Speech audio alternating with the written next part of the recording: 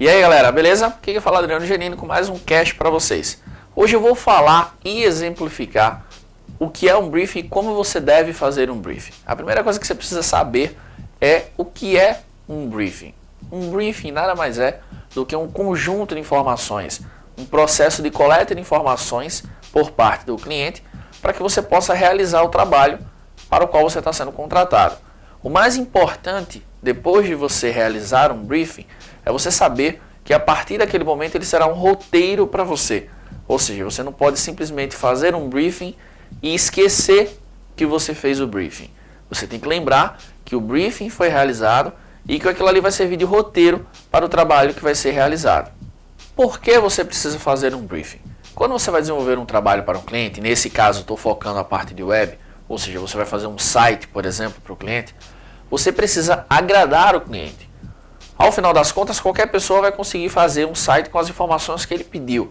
Mas você precisa agradar no sentido de de usar a melhor imagem, de criar o melhor estilo de menu, de criar o melhor estilo de slider, de usar a combinação de cores que agrade o cliente, de criar o rodapé de acordo com as informações que o cliente precisa, saber o que você precisa ou não destacar na página inicial, saber se o site precisa vender, saber se o site precisa divulgar, ou os dois ao mesmo tempo.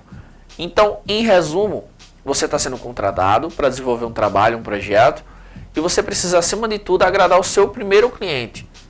Por isso que você precisa fazer um briefing, para que através dessa coleta de informações, você consiga agradar, ou seja, suprir a necessidade do seu cliente para o qual você foi contratado, ou seja, para o projeto que você foi contratado para fazer.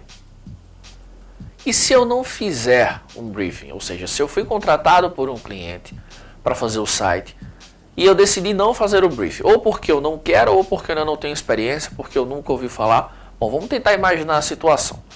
Eu chego para você e falo, por gentileza me compre uma camisa, eu quero uma camisa, somente. Lhe dou o dinheiro, você não me pergunta absolutamente nada e sai para comprar uma camisa. Se você me conhece, se você é meu amigo no dia a dia, ou se você é uma pessoa que lida comigo diariamente, você pelo menos já pode fazer um briefing visual. Por quê? Porque você me vê, você vê as roupas que eu geralmente uso, então você tem mais chances de acertar. Se você nunca me viu, você dificilmente, pode acontecer, mas dificilmente você vai acertar, porque você não me conhece. Quando eu digo para você, compre uma camisa social, não quero listrada, quero cor única, você, querendo ou não, já estou fazendo um briefing para você. Eu já estou dando todas as informações para que você não erre na compra da camisa. Então, se eu não fizer o briefing, quais os riscos que eu corro? Você corre o risco de não agradar no layout, não agradar no padrão de cores que você usou, não agradar no tipo de imagem que você usou. E o que é que isso significa no final das contas? Que você vai ter que fazer tudo novamente ou até, dependendo da situação, perder o cliente e perder o projeto. Mas como fazer um bom briefing? Eu vou listar aqui uma série de perguntas, eu não uso todas, não vou mentir, mas são perguntas que eu acredito que são úteis, ok? Você vai decidir através de quais dessas perguntas você consegue extrair as informações que eu consigo. Eu basicamente tenho 3 perguntas. Hoje em dia, com a experiência, eu consigo resumir em 3 perguntas. Mas aqui vão várias questões, várias perguntas que através dessas perguntas você consegue extrair todas as informações do seu cliente para conseguir fazer o projeto final. Depois disso, você deve documentar. Uma sugestão é você documentar isso, ou seja, criar um arquivo do Word, por exemplo, e toda vez que você for fazer um briefing com o cliente, você manda esse documento e pede para ele preencher e ele manda esse documento. Até porque nem sempre o seu contato vai ser presencial. A gente trabalha com web design. Eu posso estar em Maceió, eu posso ter um cliente em São Paulo, no Rio de Janeiro, em Recife, em Sergipe, ou eu posso ter um cliente na Itália, no Japão, em qualquer lugar. Afinal, a gente trabalha com web design, a gente não precisa necessariamente desse contato físico. Bacana? Então vamos à primeira pergunta. Entenda o seu cliente. Por que é importante entender o seu cliente? Porque por mais que você tenha os seus conceitos de design, por mais que você tenha um conceito de menu profissional, de banner profissional, ou seja, de um layout profissional, a primeira pessoa que vai aprovar o seu layout é o seu cliente. Você pode ter achado o site lindo, e é comum você achar, porque se você não estiver achando bonito, você vai desfazer e vai fazer novamente. o último site do Instituto que o diga. Eu desfiz 3 vezes para poder chegar ao layout que nós decidimos. Mas o seu cliente vai ter que agradar. Você vai ter que agradar ao seu cliente. Ou seja, aquele que te contratou, se ele não gostar, ele dificilmente vai aprovar aquele layout, você vai ter que fazer novamente. Então você tem que conhecer um pouco do seu cliente, ou seja, você tem que conhecer a pessoa para o qual você está trabalhando. Segundo item, entenda sobre o produto do seu cliente. O seu cliente ele pode ter um produto físico ou pode ser um serviço, mas você precisa entender. Aí você deve falar, Adriano, mas será que realmente eu preciso entender? Você não precisa entender ao nível de se aprofundar, mas você precisa entender o fundamental, o essencial, para você saber, por exemplo, se ele trabalha com uma venda. Vamos dar um exemplo. Você tem uma transportadora e ela trabalha vendendo cestas básicas. É o principal, é o forte. A partir do momento que você entender que o produto principal são as cestas básicas, você já sabe o que você precisa dar destaque. Você sabe o que tem que ganhar destaque na página inicial. De repente você não estuda um pouco sobre o que o cliente faz ou o que o cliente oferece, e você acaba colocando na página principal, na página inicial no caso, algo que não tem tanto destaque, que não é o objetivo da empresa destacar aquilo ali. Por isso que é importante você conhecer um pouco sobre o que o cliente faz ou sobre o produto físico dele, no caso se for uma empresa que venda produtos. Item 3. Entenda sobre os clientes do seu cliente. Por que eu estou falando isso? De repente você chega com uma ideia fantástica. Vamos colocar o Twitter no site. Eu quero que... É uma ideia que eu estou dando para vocês, para que vocês coloquem todas as informações novas de vocês no site via Twitter. Bom, peraí. Será que os clientes do seu cliente, eles são tão tecnológicos assim? Será que eles têm Twitter? Será que eles entram no site constantemente? E se você chegar à conclusão que não, do que adiantou a sua ideia? Esse é só um exemplo. Você fala, não, vamos criar uma fanpage no Facebook e vamos colocar as melhores coisas lá. Ok, será que todo mundo tem Facebook? Eu não falo todo mundo, é o pessoal jovem que vive na tecnologia hoje em dia. Eu falo sobre os clientes do seu cliente. De repente é um público-alvo que sequer usa o computador. Então, por exemplo, você vai criar um site para uma empresa que trabalha com produtos para fazendeiros. Você acha que esse pessoal vive no campo, nas fazendas, ou eles vivem na internet? Eles podem até olhar esporadicamente, mas não é um público tecnológico. Então você precisa entender sobre os clientes do seu cliente para conseguir criar coisas realmente voltadas para eles. Os itens 4 e 5 são interessantes por quê? Primeiro é interessante você saber se ele tem um site. Se é interessante você saber que ele tem um site, por que é interessante? Porque você já pode ver o que foi feito e pode inclusive descobrir se o que está atualmente agrada ou não. Isso já é o próximo item, você perguntar o que você não gosta, ou seja, o que o cliente não gosta, o que o cliente não está satisfeito com o site atual. Quais são os problemas encontrados no site atual? Isso vai evitar que você cometa os mesmos erros num projeto atual. O item 6, você precisa descobrir duas coisas. Primeiro, quais são os concorrentes da empresa? Isso você pode perguntar abertamente, porque certamente a pessoa que está lhe contratando já sabe. Em seguida, quais os sites desses concorrentes?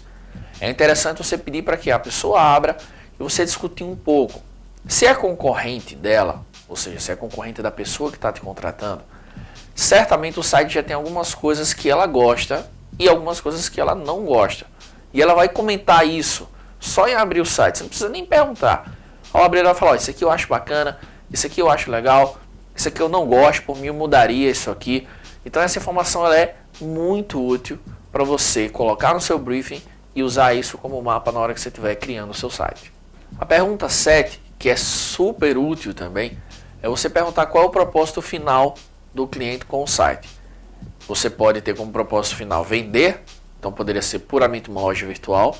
Você pode ter como propósito informar, ou seja, divulgar um serviço, mas não em caráter de venda, ou seja, em caráter mais de divulgação mesmo.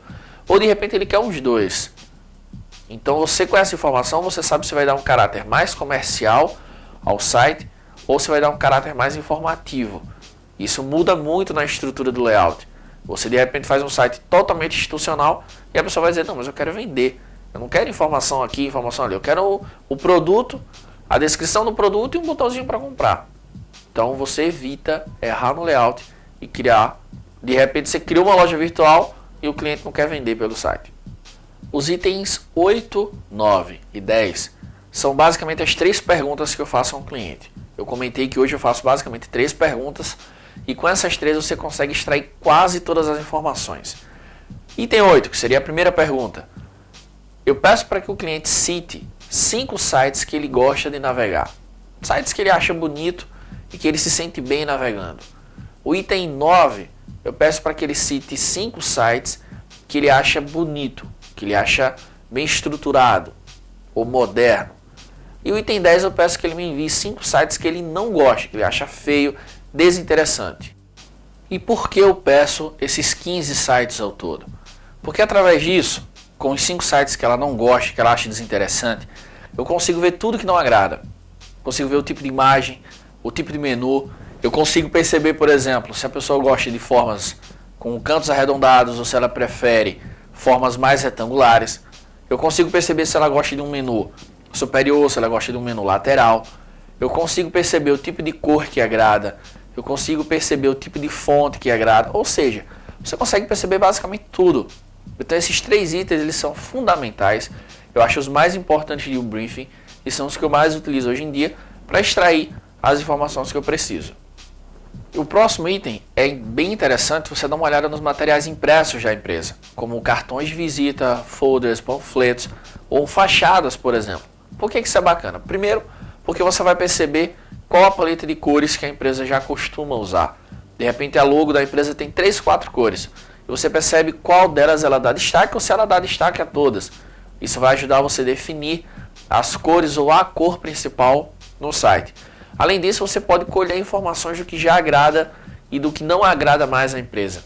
Ela pode mostrar versões antigas de materiais gráficos e comentar o que gostou e principalmente o que não gostou. Com isso você já consegue tirar informações e consegue com mais clareza ver o que agrada ao cliente e conseguir, claro, agradar no seu layout final. Depois que o brief estiver feito, você precisa lembrar do principal, que ele foi feito. O que eu estou querendo dizer com isso? Quando você cria o briefing, é interessante ressaltar, como eu falei no início do vídeo, que ele tem que ser o seu roteiro, ele tem que ser o seu mapa literalmente. Tudo que você for fazer no layout, ele tem que ser seu guia. E eu vou compartilhar uma experiência, um caso que aconteceu comigo. Acho que a primeira vez que eu estava trabalhando com o briefing, eu fiz o briefing com o cliente e simplesmente esqueci. Fiz o layout. Quando o layout estava pronto, foi que eu lembrei que eu tinha feito o briefing. E aí eu resolvi criar outro layout. E quando eu mandei os 2 layouts para o cliente, o que eu fiz sem analisar o briefing não foi aprovado. E o que eu fiz analisando o briefing foi aprovado. Foi uma coisa interessante e ao mesmo tempo que provou para mim e prova a importância e o quão eficiente é um briefing. Então você tem que lembrar disso, o briefing está feito e você tem que segui-lo a todo momento. Ok? Um abraço e até o próximo cast.